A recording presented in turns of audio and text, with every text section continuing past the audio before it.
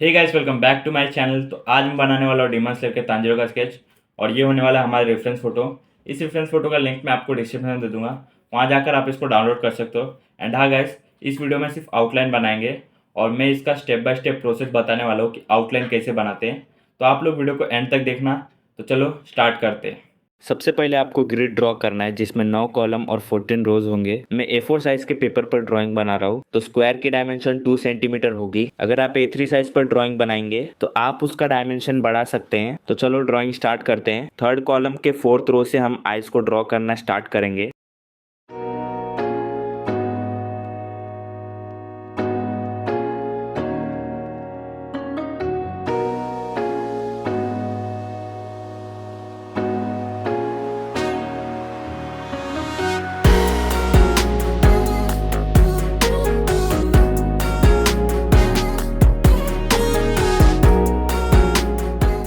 अब हम इसकी दूसरी आइज भी ड्रॉ कर लेंगे।